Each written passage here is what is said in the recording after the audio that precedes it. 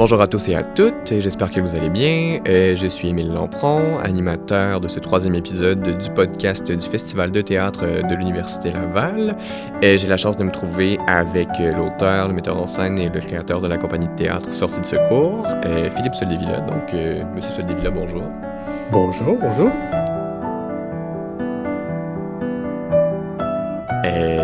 Premièrement, est-ce que ça va bien? Je vais faire comme si je t'avais pas posé la question il y a 2 secondes, mais on recommence. Ça va très très bien. Je suis allé faire de l'exercice. Alors, un esprit sain dans un corps sain. Merveilleux, c'est fantastique. Puis là, on s'engage pour parler de théâtre. Fait que je pense que Parfait. c'est un bon plan, ça. Donc, écoute, Philippe, c'est ça. Moi, j'ai relu un petit peu sur ta compagnie et tout. J'ai relu sur tes projets. Merveilleux. Fait que, en gros, c'est ça. Sortie de secours, maintenant, ça fait 30 ans que ça roule. Je suis pas fou. J'ai bien cherché mes... En fait, tu aurais eu raison il y a 5 ans parce qu'on est rendu à Ah, 35 ans ok, cette année. c'est bon. D'accord, c'est parfait. Pas C'est pire. fou, hein? Ben oui, Ça passe quand même. tellement vite. D'accord, c'est bon. C'est la faute à ma mère. Elle m'a dit 30 ans hier. Fait que c'est ça, elle s'est trompée. Donc, donc voilà. Donc, écoute, je vais commencer comme ça. Par contre, ça a commencé ton parcours, ta création artistique à Québec. Comment tout ça a débuté? Démarrer. Écoute, je dirais que ça a été pratiquement un bel accident de parcours. Je me suis retrouvé, en fait, ah oui, mon Dieu, c'est vrai, j'y vais un peu à l'envers, non, c'est ça. C'est que, en fait, quand j'étais plus jeune, il y a une fille à qui j'avais donné la réplique pour faire ses auditions au Conservatoire d'art dramatique de Québec. Donc, j'ai accepté de faire ça. Et pour me remercier, l'été suivant, elle m'a dit, Ah, Philippe, je suis sur un projet de marionnette à l'extérieur, à la Redoute Dauphine dans le Vieux-Québec. C'est avec un gars qui s'appelle Pierre Robitaille. Est-ce que ça te tente d'auditionner? Alors, j'ai auditionné, c'était une création. Donc, j'ai déjà, à ce moment-là, j'ai touché à la création collective, j'ai touché à la marionnette et j'ai fait 90 représentations pendant un été de temps. J'ai eu tellement de plaisir et en plus, on était payé. Donc, c'est sûr qu'à partir du moment où tu as du fun, puis qu'en plus tu es payé, ça met la barre un peu haut pour le reste de ta vie. Tu dis, OK, il faut que j'ai du fun dans la vie. C'est possible de gagner sa vie en... Et puis, me voilà donc plusieurs années plus tard. Mais en fait, ça a commencé comme ça. Ensuite, Est-ce que c'était ton premier contact avec le monde du théâtre dans le sens... en fait, je pense que j'avais fait au Cégep, où c'était en parallèle, au Cégep Sainte-Foy. Je m'étais inscrit dans le parascolaire. Au Cégep, où j'ai fait à peu près toutes les activités possibles parascolaires, de la photo, du batik, du macramé, du théâtre. Et là, je suis tombé sur un animateur de théâtre qui distribuait le journal En lutte, l'organe du Parti marxiste-léniniste à l'époque. Et il faisait de la création collective, ça existait encore. C'était comme le bout de la queue de la création collective. J'avais les cheveux longs, plus longs que toi même. Et donc, on a fait des créations et c'était sur des sujets comme la femme objet, la guerre, tout ça. Et j'ai encore eu beaucoup, beaucoup, beaucoup de plaisir à faire ça. Puis après ça, de fil en aiguille, en fait, j'ai étudié en littérature à l'Université Laval. Et ensuite, j'ai commencé à prendre tous mes cours en théâtre jusqu'à la maîtrise. Et rendu à la maîtrise, je faisais de l'improvisation aussi à la Ligue universitaire à l'Université Laval. J'ai été le premier étudiant qui a demandé à Robert Lepage de faire une thèse de maîtrise sur son travail. OK. Donc, il a été très flatté et je lui ai demandé s'il y avait des vidéos de ses créations. À l'époque, il venait de faire En attendant, Horizontal 8, Vertical 4. C'était vraiment les tout débuts, puis il était vraiment déjà absolument fascinant comme metteur en scène. Mhm. Et je lui ai demandé s'il y avait des vidéos. Il m'a dit que je me suis fait voler dans mon appartement la semaine dernière. J'ai plus de vidéos, de rien. Mais par contre, si ça t'intéresse, tu pourrais être mon assistant à la mise en scène. D'ailleurs, on commence une création la semaine prochaine. Est-ce que ça te dérange de ne pas être trop payé? Ça s'appelle La Trilogie des Dragons, qui a été une œuvre marquante finalement de la dramaturgie québécoise. Fait que le gars, Ben oui. il s'est retrouvé en salle de répétition pour la trilogie des dragons et de fil en aiguille, ben, j'ai fini par fonder ma propre compagnie. Ouais. OK. OK, c'est bon. Puis la fondation de sortie de secours, c'était quoi tes ambitions en ce moment-là? T'avais-tu déjà une trame que tu savais que tu voulais explorer? Y Ben, avait-tu... non, ben, c'est-à-dire la compagnie est née parce que je suis allé aussi au Conservatoire d'art dramatique de Québec. Moi, j'y suis resté 1 an. À cette époque-là, ils faisaient souvent comment je dirais, des sélections pendant. Donc, je fais partie de ceux qui sont fait mettre à la porte du conservatoire.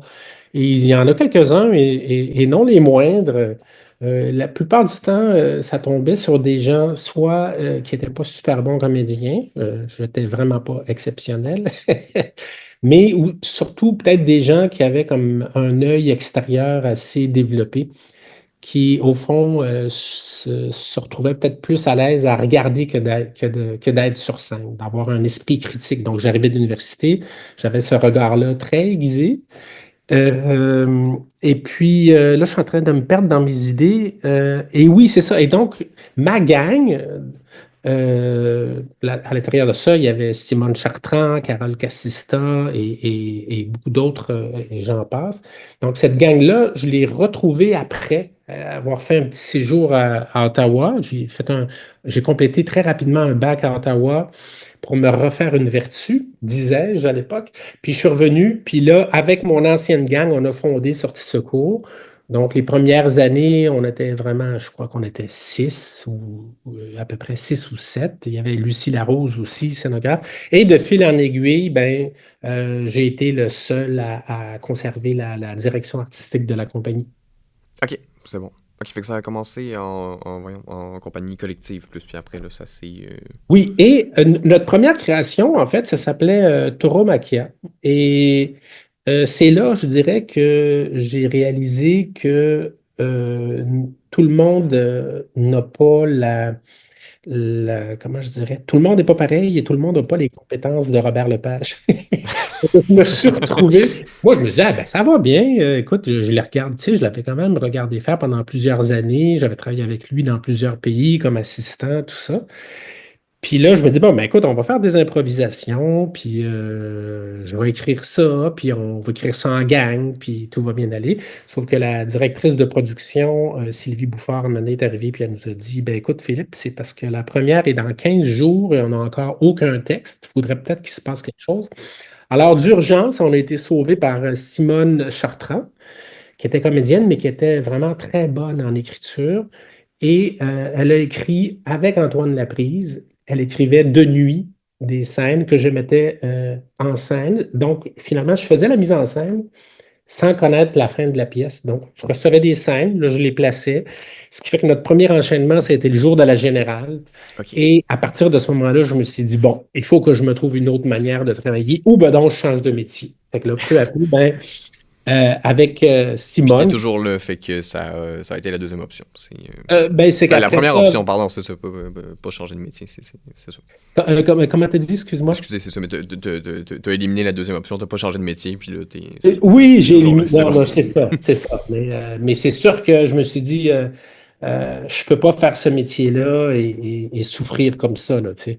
Tu sais, on s'en est bien sorti, là, ça a super bien été. On a joué dans la saison du Périscope, à l'époque, ça s'appelait l'Implant Théâtre. On a joué à Montréal et ensuite on a joué dans la petite salle au CNA à Ottawa. Donc, ça a été quand même un succès parce que suite à ça, ben, on a fini quand même par être subventionné. Mhm. Et, mais il a fallu après ça, dans les années d'après, que je trouve une autre manière d'écrire. Donc, c'est beaucoup Simone Chartrand moi, je dirais, la première qui m'a initié à une autre manière d'écrire, tout ça.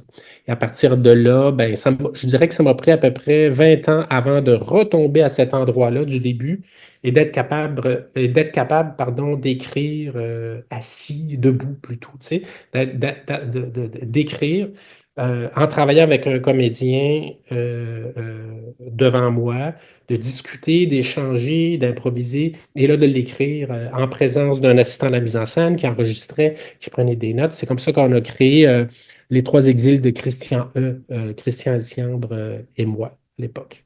Ok, c'est bon.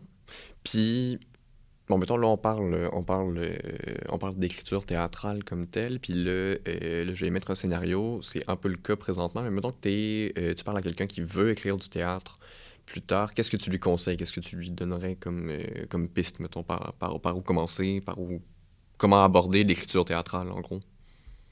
Aïe, aïe, aïe. C'est sûr que quand j'ai commencé, ça n'existait pas les écoles où on apprenait l'écriture comme telle. Il y a l'École nationale qui donne des cours. Je crois qu'au conservatoire, à Québec, il y a de la mise en scène pour quelqu'un qui vient d'extérieur ou qui veut se spécialiser après. Euh, euh, il y a cette manière-là. Je pense qu'il faut d'abord euh, mais c'est parce que c'est une langue, c'est un art vraiment complètement différent du reste. Donc, pour écrire le théâtre, il faut connaître le théâtre. C'est bête à dire. On peut vraiment pas s'improviser. C'est un langage, c'est un langage très, très, très particulier. Et il faut apprendre, tu sais, je disais souvent, tu sais, c'est en écrivant qu'on devient écrivain. C'est ça, il faut faire des erreurs, faut s'essayer. Mais j'ai l'impression que, à mon sens, il y a une approche peut-être un peu plus globale par rapport à la question d'écriture. C'est-à-dire que souvent, ben, les gens qui deviennent metteurs en scène ou qui deviennent auteurs, très souvent, voire majoritairement, c'est des gens qui à l'origine voulaient être comédiens, donc qui ont étudié en jeu ou qui ont travaillé dans le milieu ou qui ont fait beaucoup d'assistance à la mise en scène et qui peu à peu vont se spécialiser puis ils vont se découvrir cette force-là. Mais c'est sûr que ça prend une immersion, puis c'est pas quelque chose de théorique, c'est quelque chose de vraiment absolument Qu'il faut vivre soi-même pour être en mesure de... Ok. oui, oui. OK. Puis toi, en fait, c'est ça, des aspirations par rapport au domaine du théâtre. Là, tu disais justement que tu avais commencé comme assistant à la mise en scène de Robert Lepage, mais est-ce que tu avais envie de rôle en interprétation? Est-ce que c'était plus la mise en scène que tu visais dès le départ? C'était... Non, moi, comme tout le monde, je voulais être comédien. Ah, OK. Quand je dis tout le monde, c'est vraiment la Oui, oui, majorité. non, ouais. On imagine Oui. tous tout ça, mais on n'a pas tous. Ça ne nous réussit pas à tout le monde. Ça m'est déjà arrivé de jouer. Euh, mais j'avais étudié en littérature, puis étonnamment, j'avais jamais imaginé qu'un jour j'allais publier des textes. Donc, parce que j'ai étudié en littérature, puis après ça, je me suis spécialisé plus en théâtre, tout ça.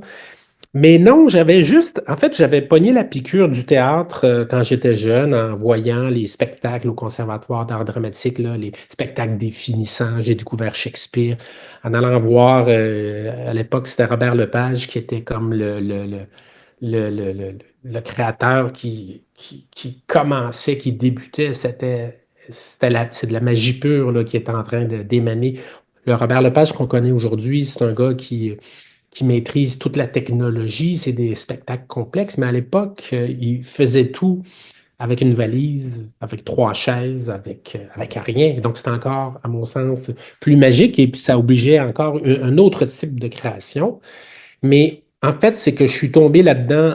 J'ai eu énormément de plaisir à faire partie d'une équipe comme ça. Et c'est de la piqûre. Donc, j'avais juste envie de créer. Créer quoi? Sincèrement, j'en avais aucune idée. Créer quoi? Oui, en théâtre. Je voulais travailler en équipe. Euh, mais ça, c'est peut-être plus peu à peu, en me laissant guider par les projets, par mes goûts. Peu à peu, quelque chose s'est défini, une quête s'est définie en moi. Ouais. OK. Puis, c'est ça, mettons, au début, dans tes premières créations, là, tu m'en as nommé une, j'ai peur de massacrer le nom, fait que je vais essayer de pas, de pas, La première, de pas massacrer. Oui, c'est ça, la première création. tauromachia. Tu sais, Ah, là, c'est du mot tauromachie. ok, C'est ça. Donc, on s'est inspiré je crois que c'était une quinzaine d'aquateintes de dessins noirs et blancs de Picasso. ok. C'est le parcours d'un taureau. C'était comme une espèce de tragédie dans le sens que le taureau entre en scène. Tout le monde sait qu'il va mourir à la fin, sauf lui. Et la question, c'est de voir comment ça va arriver. Donc, c'était l'idée de base pour laquelle Simone Chartrand et Antoine Laprise nous ont Mhm. sauvés de notre première création. Juste avant la générale, c'est parfait. Puis, mettons, toi, en tant que créateur, c'est quoi les thèmes que tu voulais aborder au début de la création de ta compagnie? Enfin, y avait-tu une trame que tu voulais suivre spécialement ou tu voulais toucher à tout un peu? Ben, en fait, ce qui est amusant, c'est que c'est comme s'il y a quelque chose qui marche un peu à l'envers dans notre système, c'est-à-dire que tu fais une compagnie pour créer, puis pour avoir des subventions pour créer, on te dit c'est quoi l'orientation artistique de ta compagnie. Mais tant que tu n'as pas commencé, tu ne peux pas savoir c'est quoi ton orientation artistique. C'est un bon Ce point. n'est que théorique, donc faut que tu travailles avant de savoir ce que tu fais. Mais comme cette première création-là, on l'avait faite à partir bon, donc, des aquateintes que j'avais vues à Barcelone, et on y avait intégré un personnage qui s'appelait Pedro, qui est un fils d'immigrant, comme par hasard. Donc, moi, je suis un fils d'immigrant. Euh, donc, je suis né à Québec au début des années 1960 et je dirais que ça a comme teinté mon rapport au monde absolument. Donc, parler une langue à la maison, parler une autre dans la rue, la biculturalité, qui suis-je, qu'est-ce que l'identité, etc. Donc, on s'est inspiré dans la pièce de quelques trucs qui m'est arrivé à moi, autant au Québec qu'en Espagne. Et ça a comme, je dirais, ouvert une porte et une compréhension de ma part que, au fond, on écrit bien que lorsqu'on parle de ce qu'on connaît. Et quand je dis ce qu'on connaît, c'est pas ce qu'on connaît nécessairement intellectuellement, mais plus ce qu'on connaît intimement, émotionnellement, tout ça. Donc, si je suis un fils d'immigrant, je me dis, bon, ben, j'ai une vision du monde qui est particulière, comme tout le monde a une vision du monde particulière. Elle est peut-être là la question à se poser. Qu'est-ce que je connais? Et plus on parle, à mon avis, hein, c'est vraiment c'est vraiment une opinion toute personnelle, mais tout passe par notre propre filtre. C'est-à-dire que si on parle d'un personnage, veux pas, si on crée un personnage, veux pas, on va le jouer en même temps qu'on l'écrit soi-même, donc on va développer. En fait, ça passe par nous et par cette espèce d'authenticité qui est vraiment essentielle à mon avis, là. Ok, c'est ça. Puis là, ben, c'est ça, là, tu parlais d'éléments autobiographiques en lien avec un personnage précis, mais là, après ça, tu sais, je veux dire, moi j'ai grandi avec Trilogie d'une immigration et tout. Est-ce que la trilogie que tu Oui, avais écrite, c'est ça? Fait que c'était encore plus autobiographique, j'imagine? Il y avait quelque chose de... oui. Ça, c'était donc ces trois pièces que j'ai écrites pour jeune public, ou je dirais grand public, là, Mhm. donc 8 à 98 ans, je m'amusais à dire. Donc, c'était des productions du théâtre des Confettis. Euh, et là, en fait, j'ai commencé en tentant de raconter l'histoire de mon père. Donc, mon père, qui est devenu orphelin très jeune à cause de la guerre civile espagnole. Donc, mon père euh, a été en quelque sorte forcé d'émigrer, euh, pas dans la première vague, c'est-à-dire la vague des gens qui s'étaient battus pour, pour préserver la République qui avait été créée en Espagne. Euh, Puis là, il y a eu un coup d'État contre ce gouvernement-là qui avait été élu démocratiquement. Il y a une guerre atroce, là. Et donc, lui et sa sœur ont été des victimes de ça. Ils ont été séparés. Il s'est retrouvé d'une famille athée, socialiste, dans une famille ensuite ultra-religieuse de droite. Ensuite, ben, il a immigré. Donc, j'ai voulu essayer de parler de cette histoire-là. Puis j'ai donc parlé de ce que je connais ou de ce que j'avais envie de connaître ou d'essayer de rechercher tout ça. Donc, c'était évidemment très, très romancé, tout ça. Puis j'ai tellement eu de plaisir à écrire ça que j'en ai fait une deuxième, puis une troisième. C'est-à-dire, j'ai fait l'histoire du fils de ce gars-là, de cet enfant-là qui avait immigré au Québec. Et ensuite, donc ça, c'était inspiré de mon enfance à moi, dans la ville de Québec, comme rare immigrant à cette époque-là, les immigrants, en tout cas espagnols, surtout, donc on pouvait les compter sur les doigts d'une main. Et donc, on était des bébites rares. Et ensuite, je me suis inspiré plus de mes enfants à moi, donc pour faire une troisième génération. Donc, c'est pour ça que j'ai appelé ça la trilogie d'une émigration. C'était trois enfants de 10 ans sur à peu près un siècle, si on veut. Ouais. Ok, c'est bon.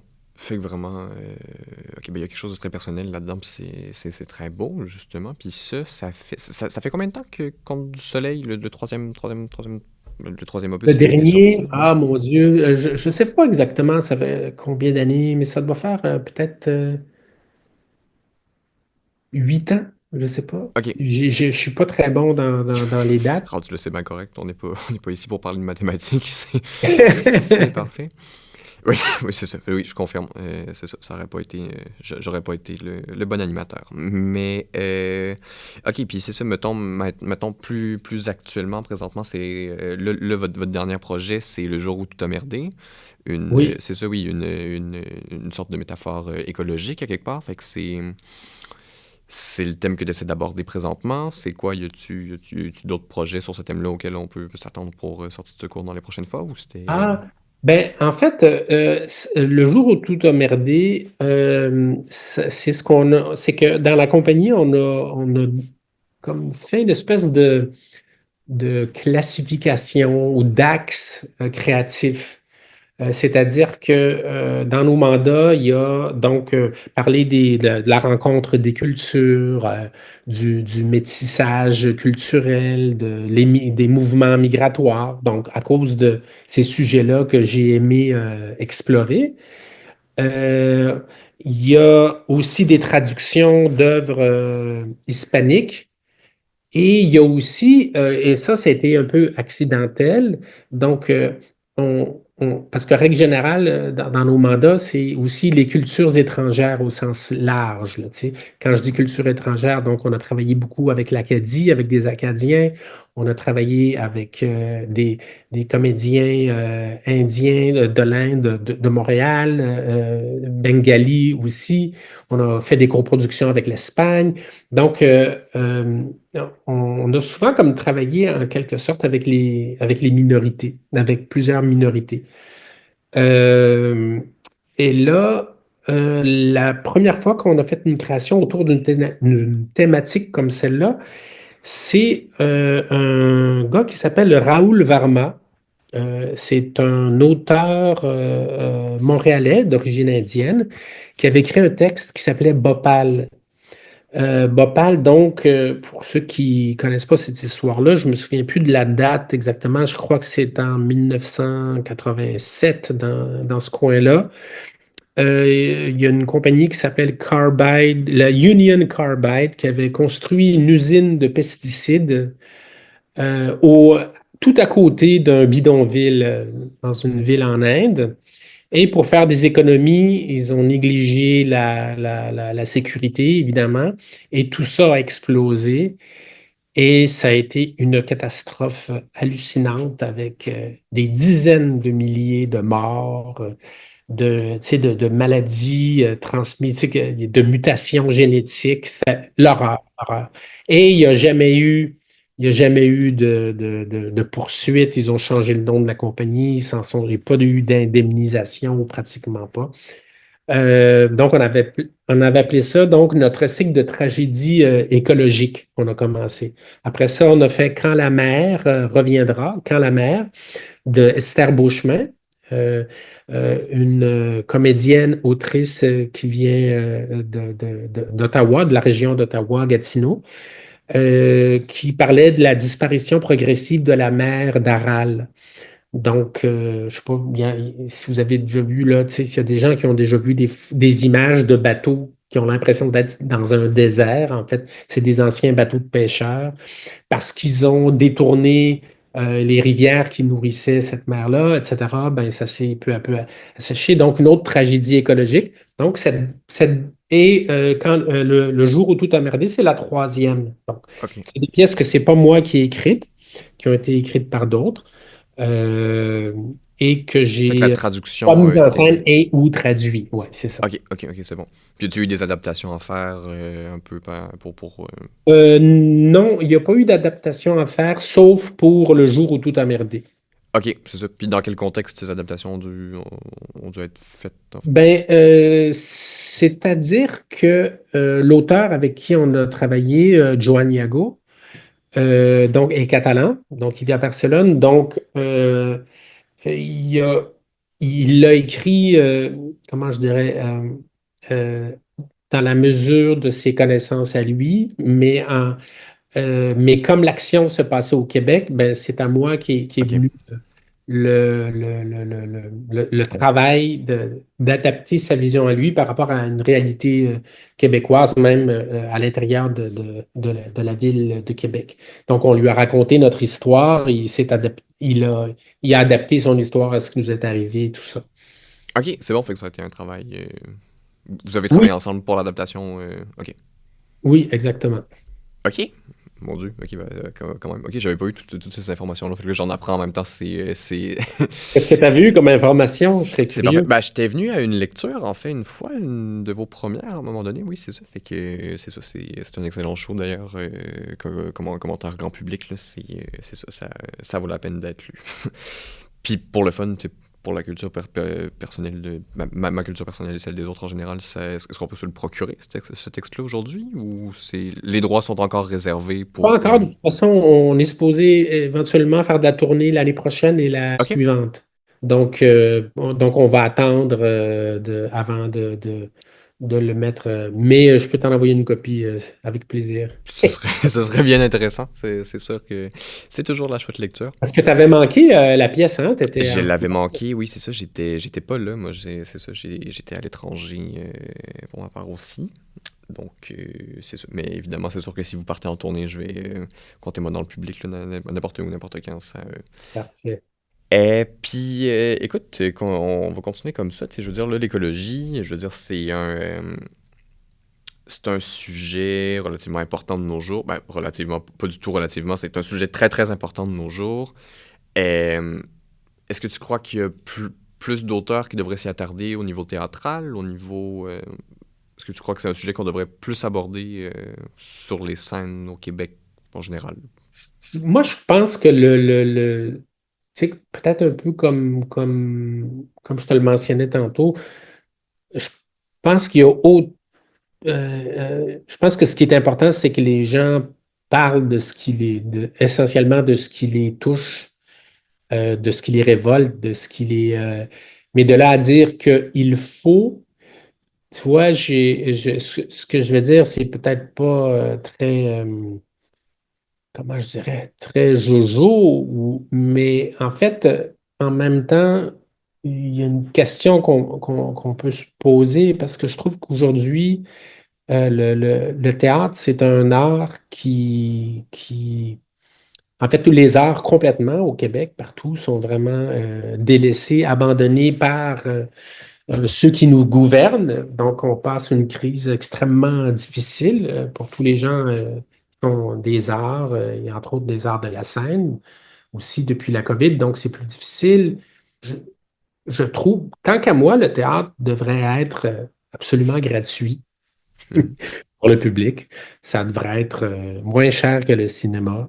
parce que c'est plus riche, parce que c'est une relation humaine qui existe, tout ça.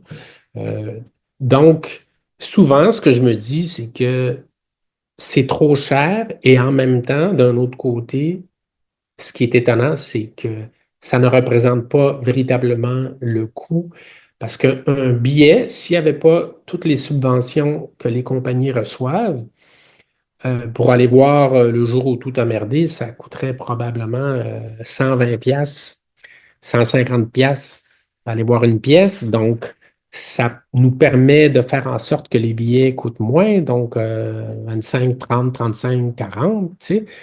Mais ça reste cher quand même pour la plupart des gens. Donc, qui se retrouvent dans les salles? Ben, des gens qui sont peut-être convaincus, déjà passionnés. Est-ce que parler de l'écologie devant des gens qui sont déjà convertis, c'est la chose la plus efficace pour l'écologie?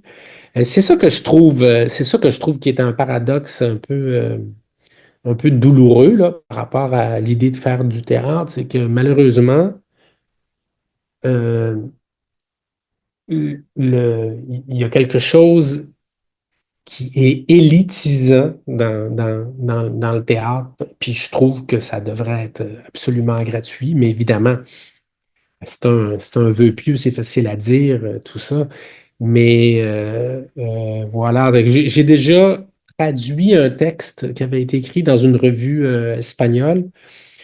Il y avait un groupe de la Société générale des auteurs en Espagne, je pense, avait rédigé, avait fait un exercice. Il avait écrit un projet de loi.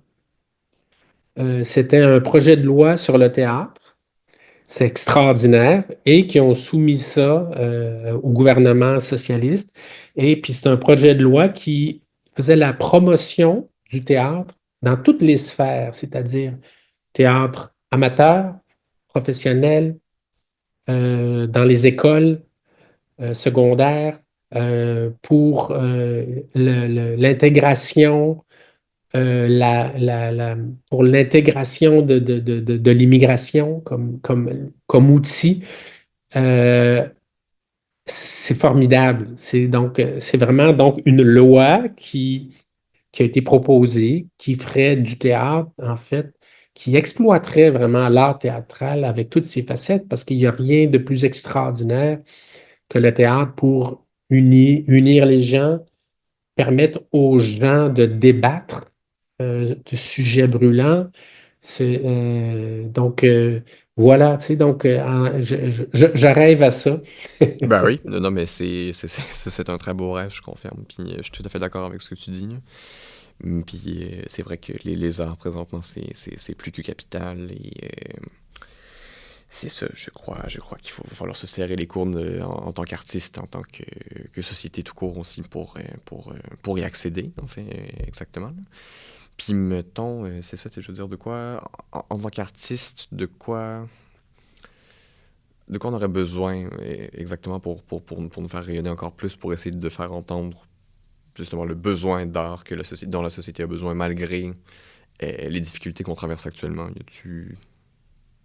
Pour, c'est-à-dire pour en faire la promotion. Ouais, c'est Ou, ça. euh, Y a-tu quelque chose que tu voudrais faire? Y a-tu un geste à poser selon toi pour... ben, aujourd'hui même, ben là, on est le 12 février, il y a une initiative qui a démarré, Oui, donc acheter un billet de spectacle québécois le 12 février. Je trouve qu'il y a quelque chose de beau à l'intérieur de ça. Puis j'ai l'impression que c'est peut-être ce qui est le plus important, c'est de réaliser le- la, le- la fierté, c'est-à-dire qu'on on peut vraiment être fier du théâtre québécois. Je veux dire, le théâtre mhm, québécois rayonne partout à travers le monde. ben oui. Euh, il est très différent du théâtre qui se fait dans le Canada, dans le Canada anglophone, disons. Euh, on, on est des pionniers. Tu sais, il y a des gens comme Robert Lepage, comme Gilles Maheu, tu sais, qui ont changé carrément le langage, qui ont transformé le langage théâtral. Euh, le gouvernement actuel parle sans cesse d'identité, de langue française, de culture, de quel point les artistes sont des ambassadeurs. C'est ce qu'il dit, donc il parle aussi de francisation, puis il coupe dans les cours de francisation. Hmm. C'est complètement absurde, là, tu sais. Oui, oui, Ouais. oui, Donc, surtout qu'est-ce qu'on pourrait aujourd'hui. faire? Ben, élire on pourrait élire des gouvernements qui s'engagent à travailler pour les arts, parce que les arts, tu sais, c'est pas, faut subventionner les arts, mais c'est pas pour les artistes qu'il faut subventionner les arts, c'est parce que l'art est un outil, l'art, c'est un moyen De s'exprimer de manière. de s'exprimer. Mais en fait, je dirais oui, évidemment, de s'exprimer, mais ça, c'est si on le voit du côté de l'émetteur, mais si on met ça du côté du récepteur, du public, c'est le lieu où on se confronte à des paroles, où on expose des réalités qui ne sont pas nécessairement les nôtres, et tout d'un coup, elles deviennent concrètes, palpables. Je vais donner un exemple peut-être plus littéraire. J'ai lu, il n'y a pas si longtemps que ça, Coucoum de Michel Jean, et ça a été une découverte formidable. Moi, j'ai toujours été conscient, pas toujours, c'est pas vrai, mais oui, j'ai été conscientisé, et j'ai connu l'histoire des peuples autochtones, de ce qu'ils ont dû traverser. Je le savais, mais je le savais théoriquement. Mais là, grâce à l'art, j'ai suivi un personnage ou des personnages auxquels je me suis identifié et j'ai vécu de l'intérieur cette histoire-là.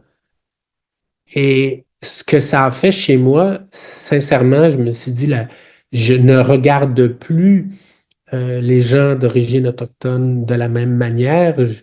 Je les regarde avec un sentiment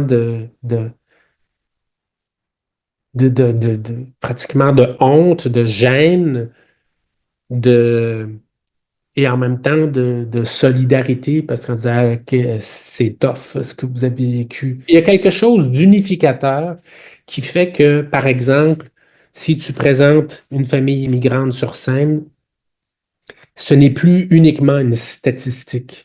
Et de nos jours, c'est ça qui est horrible. Tu sais, les gouvernements aujourd'hui, ils parlent des immigrants comme si c'était des numéros. Ils parlent des immigrants comme si on pouvait en prendre 1 300 000. Hey, ils ont des noms, ils ont des prénoms, ils ont des familles, ils ont une histoire familiale. Donc, c'est une espèce de déshumanisation. Puis je pense que l'art est important pour une société parce que ça humanise l'ensemble des citoyens, ça les rend concrets, palpables. Donc, c'est pour ça qu'il faut investir dans l'art, tu sais, pas pour aider les artistes, mais pour aider une société à s'épanouir. Absolument, c'est pour aider à s'épanouir en tant que société en général. Et puis mettons, c'est ça, mettons, quand on regarde la relève artistique aujourd'hui, j'imagine que tu es en contact avec plusieurs artistes émergents en général. Il y a quelque chose de très beau dans la relève, tu sais, je veux dire, ce festival-là, pour moi, je veux dire, ça en est la preuve, tu sais, je veux dire, c'est beau d'aider la relève à s'exprimer, de montrer à quel point on a comme message à transmettre en général, là. Puis de quoi la relève artistique aurait besoin pour s'élever encore plus, mettons, au Québec, autant internationalement que... Écoute, je ne sais pas si c'est moi qui peux répondre à cette question-là. C'est une grosse question, en effet. Je l'ai réalisé en la posant, là. Non, mais écoute, je ne sais pas si c'est... c'est sûr que la relève aujourd'hui arrive dans un moment difficile, mais historiquement, en fait, est-ce qu'il y a eu des moments faciles? Je me pose la question. Moi, quand j'étais dans la relève, je me souviens, j'avais toujours le poing en l'air. Je me battais pour réussir à nous tailler une place. J'ai l'impression que les choses ne s'améliorent pas, ni pour nous. C'est-à-dire que nos conditions de création, au lieu de s'améliorer d'année en année, elles se détériorent d'année en année. C'est-à-dire que les budgets restent les mêmes, l'inflation augmente, donc on a difficulté à créer. Ce qui fait que de plus en plus, en fait, une des pistes par exemple, qui ont été évoquées dernièrement, par des gens euh, du milieu théâtral et même de la relève, c'est est-ce que les compagnies établies pourraient pas ouvrir davantage leurs portes pour permettre à des gens de la relève de créer, de, de faire des stages, etc. C'est ce qu'on nous disait aussi quand on était dans la relève. Là, mais il ne faudrait pas qu'on fasse encore plein de compagnies. Pourquoi ne pas utiliser les structures existantes, etc. Mais nous, on ne voulait rien savoir de ça. Nous, on dit on veut avoir notre propre manière de créer. On veut changer le monde quand on est jeune. On veut changer les choses, on veut s'approprier les choses, on veut raconter nos propres histoires. On ne veut surtout pas entrer dans les sillons de nos prédécesseurs. On veut créer nos propres sillons. Il est là, je trouve, le paradoxe. Moi, ce que je peux dire par rapport à la relève, mais c'est plus d'un point de vue individuel, c'est que c'est sûr que s'embarquer dans un métier comme le théâtre, que ce soit l'écriture, le jeu, la mise en scène, tout, la réussite, elle ne dépend pas que du talent ou du travail ou de l'acharnement. Ça dépend aussi euh, de notre capacité à s'autodéterminer, de notre capacité à démarrer des projets, à unir des gens, réunir des gens pour développer soi-même des projets. Parce que si quelqu'un veut faire ce métier-là et que son espoir, c'est que son téléphone sonne pour qu'on lui dise viens faire une mise en scène dans tel théâtre ou viens, je vais t'engager comme comédien, ben, tu risques d'attendre longtemps. Parce qu'il n'y a personne qui va t'engager comme metteur en scène si tu n'as pas déjà vu faire une mise en scène avant. Il n'y a personne qui va t'engager comme comédien s'il t'a pas vu jouer à quelque part. Donc, c'est comme si le fardeau de la preuve est toujours au sein de la relève. Donc, moi, je ne peux pas dire que si j'ai réussi à survivre 35 ans avec la compagnie, est-ce que c'est parce que j'étais meilleur que les autres que j'ai survécu? Je pense pas. Moi, je pense que beaucoup de gens plus talentueux que moi qui ont abandonné en cours de route ou qui se sont réorientés euh, parce que peut-être moi j'ai eu la chance ou j'ai eu comment je dirais, l'initiative de créer une compagnie de théâtre et que ça a fonctionné ou que j'ai réussi à bien m'entourer ou que j'ai réussi à faire des bonnes demandes de subventions. Donc, moi, je trouve que l'affront le plus grand ou l'expression la plus ridicule et insultante pour moi, c'est ah, vous, les artistes, hein, ça vit d'air pur et d'eau fraîche. Fuck Oui. you. Tu te réveilles tôt le matin, tu es un entrepreneur, tu as une PME, il faut que tu réussisses à engager des gens, à faire des contrats, à réserver une salle, à mobiliser des comédiens, des concepteurs, à trouver les budgets, à faire des communications, à faire en sorte qu'il y ait du public qui entre dans la salle. Hey, non, c'est pas de la magie d'être un artiste. Donc, si on n'a pas, si on développe pas cet esprit entrepreneurial, cet entrepreneurship, c'est très difficile de percer dans ce métier-là. Donc, nous, quand on a commencé, en fait, moi, je voulais faire de la mise en scène. Il n'y a personne qui allait m'engager, donc j'ai formé une compagnie avec du monde. Donc, ma première mise en scène, c'est moi-même qui me suis engagé. Puis nous-mêmes, comme les autres dans la gang, ils se sont engagés comme comédiens. Et Lucie Larose, elle s'est engagée comme scénographe. Donc, donc tout le monde dans l'équipe, on s'est donné un contrat en allant chercher des subventions à jeunes volontaires, tout ça. Ensuite, on n'avait pas de salle. Il y avait plein de salles dans la ville de Québec qui étaient disséminées un peu partout. Il y avait une grande effervescence chez les compagnies de la relève. Et là, nous, on avait présenté une pièce qui s'appelait Le miel plus doux que le sang à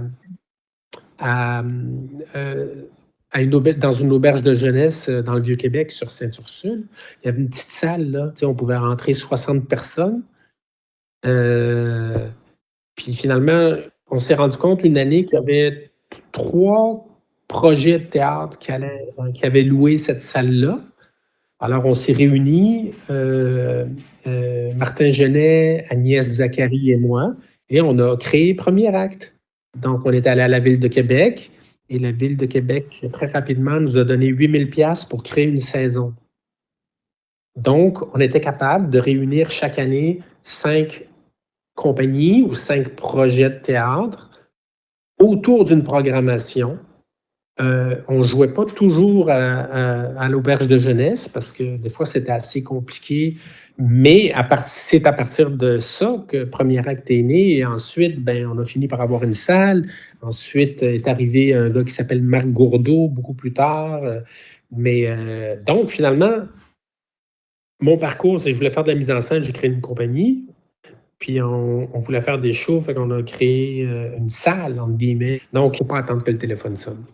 Oui, d'après moi, c'est pas mal le meilleur conseil qu'on puisse donner à n'importe quel, c'est ça, Oui. n'importe quel artiste du milieu théâtral, oui, c'est sûr.